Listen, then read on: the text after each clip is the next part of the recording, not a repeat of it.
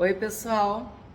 Provérbios, capítulo 21, verso 1. Como correntes de águas, assim é o coração do rei nas mãos do Senhor. Ele o dirige para onde quer. Esse texto me ajudou muito em circunstâncias em que eu observava que a pessoa não me entendia. Porque pensa assim, um rei, ele não vai ouvir qualquer um, né? Às vezes tu nem vai poder chegar na presença do rei para falar o que tu pensa ou o que tu precisa. Mas aqui nesse texto está dizendo que Deus, o nosso Deus, ele tem o coração do rei nas mãos. E ele inclina esse coração para onde ele quiser. Como um rio, como o curso de um rio. E olha que o ser humano modifica a natureza, faz coisas impressionantes.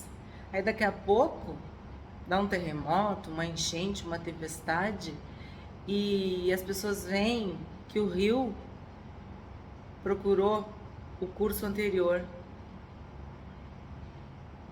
Então, realmente, a comparação é verdadeira, porque assim como Deus controla o curso dos rios na natureza, ele controla o coração do rei. Seja o rei quem for, seja a pessoa que tenha autoridade, que está sobre ti, que tu estás subordinado, o Senhor pode mudar o coração dessa pessoa a teu favor. 2. Todo caminho de uma pessoa é reto aos seus próprios olhos, mas o Senhor sonda os corações. A gente sempre acha que a gente está certo. A gente sempre acha que o caminho que a gente escolheu é o melhor. Mas a Bíblia diz que Deus sonda os nossos corações. E isso é uma coisa que requer humildade. A gente chegar diante de Deus e pedir: Senhor, sonda o meu coração. Vai lá, com a precisão de uma sonda, de uma câmera. A gente já fez exame, sabe como é que é isso, né? E me mostra o que está dentro do meu coração. Por que eu estou agindo dessa forma? Por que eu estou sendo inclinada para isso? Sonda o meu coração. Quando a gente vai fazer um exame, é para saber o que tem lá dentro, não é? Porque se fosse algo que fosse público, notório, nítido, não precisava uma sonda. Pois então, às vezes os nossos caminhos aos nossos olhos, eles são bons. Nossas escolhas são boas. Mas Deus sonda o nosso coração. Ele vê a motivação. Ele vê o que às vezes nem nós queremos ver, ou às vezes nem nós conseguimos ver. 4. Olhar arrogante e coração orgulhoso. A lâmpada dos ímpios são pecado.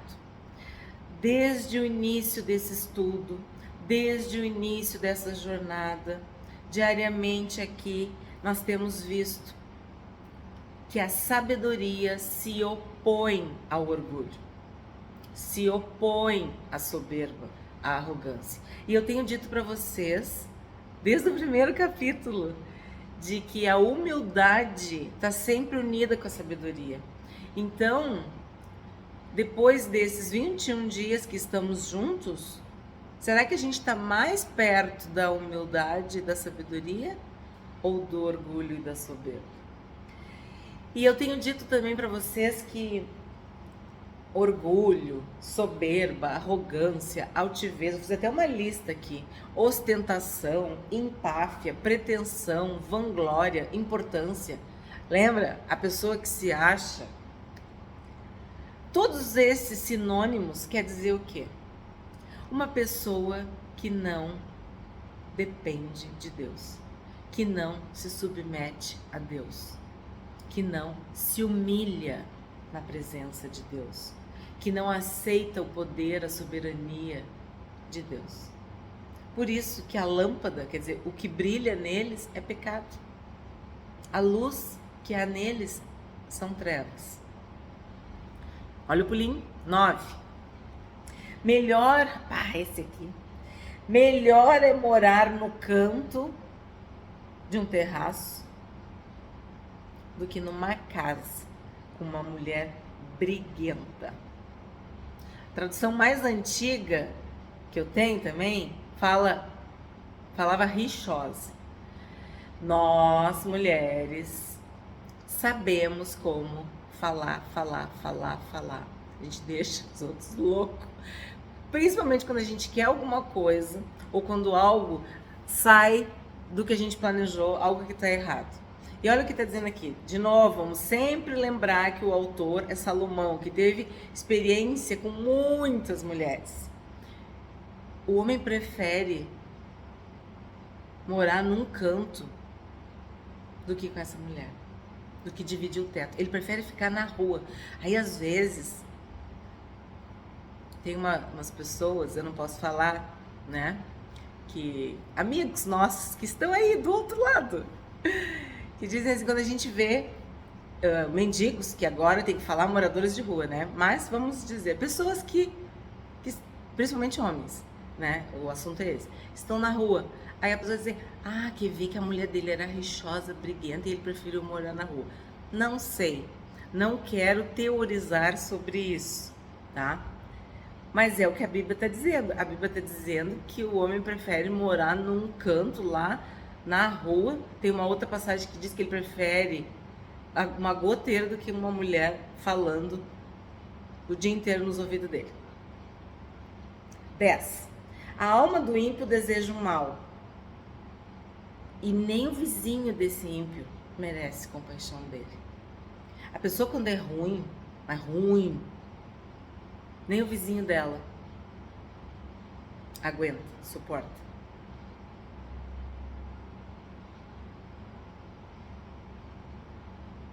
Isso aí é uma lição, hein? Tem gente que é tão assim que nem bom dia dá. Deve custar muito caro cumprimentar um outro ser humano. Olha esse texto, hein? 17. Quem ama os prazeres acabará na pobreza. Quem ama o vinho e a boa vida nunca ficará rico. Aqui não é uma crítica a tu usufruir do fruto do teu trabalho. É tu usufruir disso, tu desfrutar disso quando tu não tem reserva. É tu gastar o que tu não tem. É tu ostentar, é tu aparentar, aparecer. Nunca vai ter nada. Nunca. Porque esse é um sinal de pobreza, de escassez. Quando tu não tem reserva, quando tu não tem depósitos, quando tu não tem de onde tirar. Aí tu vive só gastando. Não, tu tem que guardar, tu tem que ganhar. Aí depois tu tem que guardar. E aí depois tu vai gastar. E gastar com responsabilidade. E gastar feliz, porque tu sabe que tu tem, né? Que tu pode gastar. 19. Melhor, olha de novo. Melhor é morar numa terra deserta do que com uma mulher briguenta e mal-humorada, geniosa, rixosa. Os adjetivos são vários, depende da tradução. E lembra que lá no início, quando a gente estava estudando a sabedoria como uma pessoa, tinha a loucura, que era uma pessoa, e era uma mulher espalhafatosa, louca, desequilibrada, barulhenta, que perturbava. Então, Salomão sabia do que estava falando, né? Porque ele não teve uma, ele teve centenas de mulheres. 20. Na casa do sábio há tesouros preciosos e o suficiente para viver, mas o tolo desperdiça tudo que tem. Parecido com o versículo que a gente acabou de falar. A pessoa que é sábia, ela entende o valor do trabalho e ela reconhece o fruto do seu trabalho. Ela vê que aquilo ali não é para desperdiçar, para esbanjar, não é. Aquilo ali custou o trabalho dela, o suor dela, o estudo dela. Então, isso já é uma sabedoria. O tolo não. O tolo gasta, o tolo perde, o tolo não tem, o tolo não entende. Ele só quer viver o imediato, o agora. Ele ele não planeja. 21. Quem segue a justiça e a bondade achará a vida, a justiça e a honra. Esse é o meu desejo para nós aqui.